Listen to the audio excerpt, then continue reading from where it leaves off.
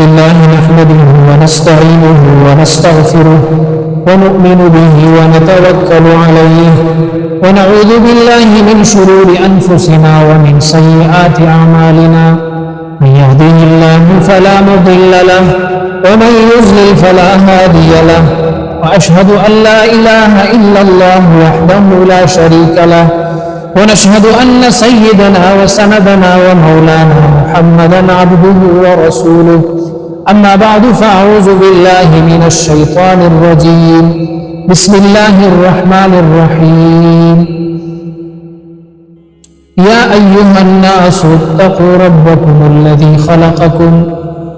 والذين من قبلكم لعلكم تتقون صدق الله العظيم. من زمون موضوع دا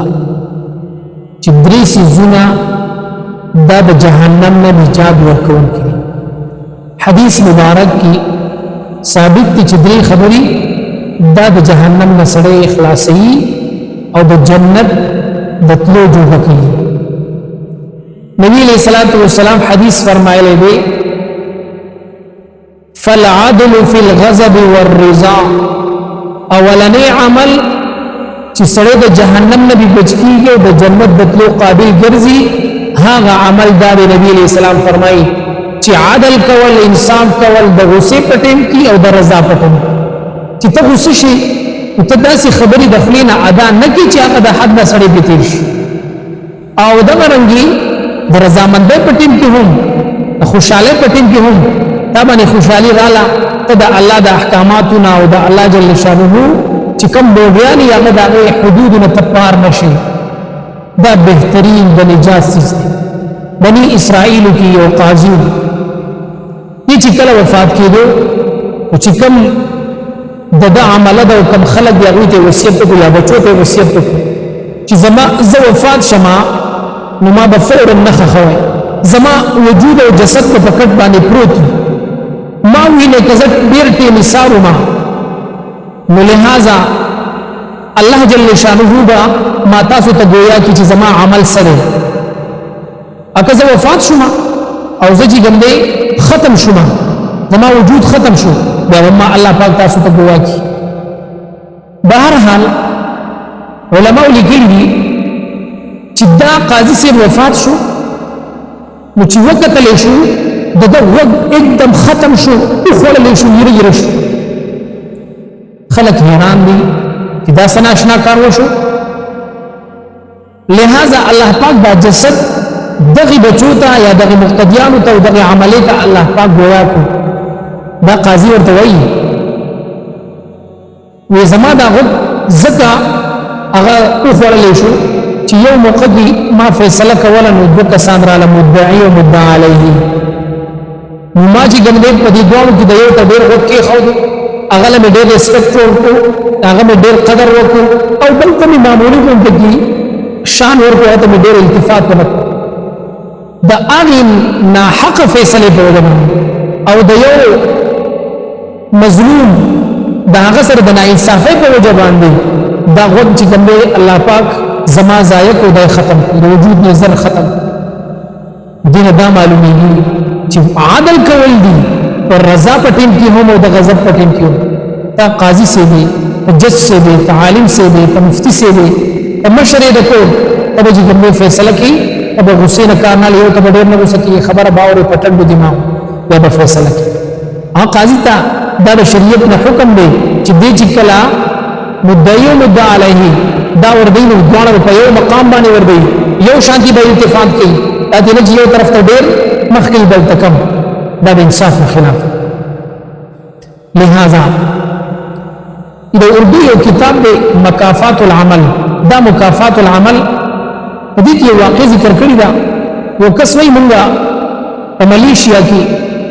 چند کسانو په هوټل کې کار کوو، و زمون سره چې ګنده یو ملګری چې هغه ته مونږه رحمت چاچا یا چاچا رحمت باندې چاچا رحمت هغه چې ګنده په تنخواه ورته ملاو شو نو ډېر کوټ لایمو ژوندۍ به تیروله. ابو ډېر خپل پاک ساتو ځان به کمروا او دا چاچا رحمت سے بچ کنه کله په فوټبال سملاستي دو کله په یوځي چې ماته روپې بچت شي دا کسان د ملیشیا چې دا کوم د ملګری دی وای چې یو وخت کې دا ملګری وای موږ شې د جمعې نه موږ چې پته ته موږ دې بنره یو وخت کې چې موږ کله شې د جمعې نه رالو ودته وی چې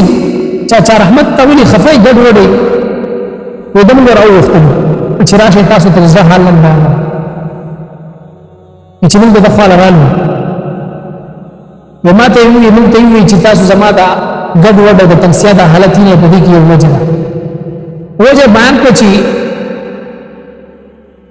ما چې کله واده وکړو د خوخي واده نه او زما د پلان په اکړو زمکو په اکړو موږ کو د ټول ونه خويندې یو ځو سیدو یو ماته می د خپل بیبي وی چې په وخت پلان خپل برخه زمکو واله امام پلار ته وی چې زما برخه چې کوم حصہ د زمکې د مال راځي پلان مراتبي چې بچیا ما خلا تقسیم نور نه دی نو دا بار بار دی وای ما بار بار اصرار کوي مال اختیار 100 एकड़ زمکا دا ما د چې کوم دی هغه بیل 50 एकड़ غالبا دا سې لیکلي چې 50 एकड़ زمکا ما ته چې کوم دی اما د بیل په ځدا ستا په حصہ شو بهرحال صحیح سي ځان ته پری خو دلا او سي زما د نورو تقسیم ته زما په خوين دی چاچا رحمت دا وای چې یو مقدمه د دې بیبي چې ته دې پلار ته وای چې ستا چې کوم برخه د تخوا سبب مري دا حساب ما به سوي کې پلار مراته چې و ما پلار ته داوي چې ته خپل برخه په ما به سوي ما دې چې بچیا په ظلم مکوا تعالی مې خپل حصہ کړی په هغه باندې قانع شه ټول خپل حصہ رسیدلی دا چاچا رحمت وي زنه قلاره دما درې پیر مې پلار ته دا د دې خبرې مې د پلار نه دا مطالبه وکړه بهرحال درې مې پیرا په سلورمه پیرا زرا ولګي نو کار په چپل باندې یا پا سمې چې په خپل باغې باندې پلار نه سره او پلار مې دومره وو چې زخمی بهرحال زلانه مور میراله چې د پلار د حالت ویلو د پلار ته چې دا چا وهلې دا چې کوم استاد چې زموږ استاد تل پیدا دی ما باندې دا گزارونه وکړو زه له له حق مور میرا ته ډېر کار شو بهرحال خو دې براوله کې د ما ته وی چې دا د زمکې د پاره له پلان وهم د دنیا لپاره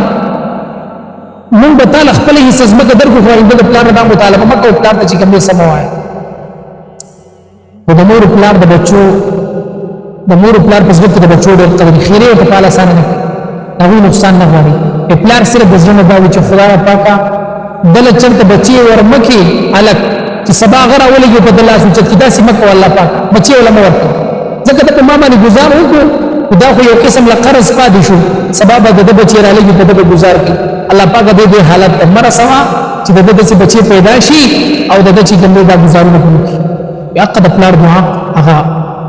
ظاهر کې دعا وا خدن په باطن کې دا یو خیره وونه وېزه چې ګنده مال الله پاک سلور لویان دغه دین راکړي او دا الله شان ته ګورو چې زما خزي ته کینسر ولګي نو دومره خطرناک او د بیماری شو چې څومره زمکه مال می بلار را کړی و او سم الله خويند را کړی و ټول په دغه دی ولګي ولا دی مړ شو لګي مې پس پلار مړ شو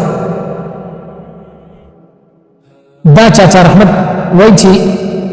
ما بل دی وکړه دا غل درې ما شو باندې پیدا شو اغم شو بل دی وکړه سم یو لس لرياري زما پیدا شوی مال الله پاک بچی را نه تر دې چې زما څومره وکړه پورته ما ته هغه ختم شو اوس ملیشیا دراله مزدوري کوم او ځان ته روپے بچت کوم او پورته لګم دا د هغه پلان چې کوم دی هغه خیره وي دا هغه پلان چې کوم دی د دعا او دا د هغه ظلم هغه غضب او غیظ چې په غضب کې راغله او چې کوم دی وایي چې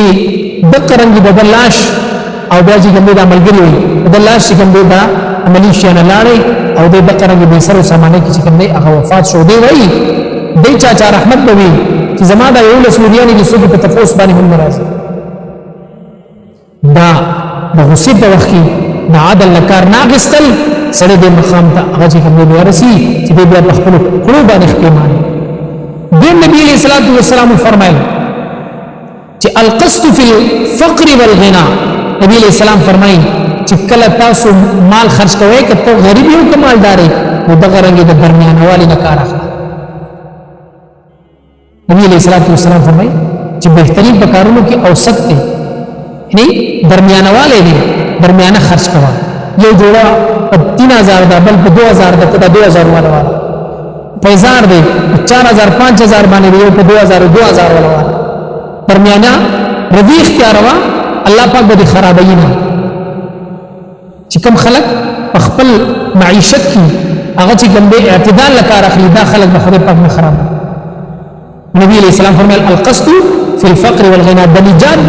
جهنم د نجات لپاره دوم لار نبی صلی الله فرمایل چې په خپل غریبۍ او د غنا په حالت کې مالدارۍ په حالت کې درمیانوال اختیارول دا خبره به د جهنم د بچی جنت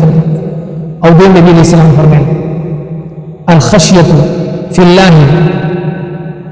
فی السر والعلانیه الخشيه دا الله نه یریدل پټو فی السر والعلانیه کته ظالم دا الله نه یریګا کته چې کوم په معاشره کې هم دا الله نه یریګا نبی علیہ الصلوۃ والسلام سر مخ کې کو ته عام طور باندې خلک په تنهایی کې ډېر ګناهونه کوي دا څوک نه په ظاهر خو دې خلک ځان خخ کوي لیکن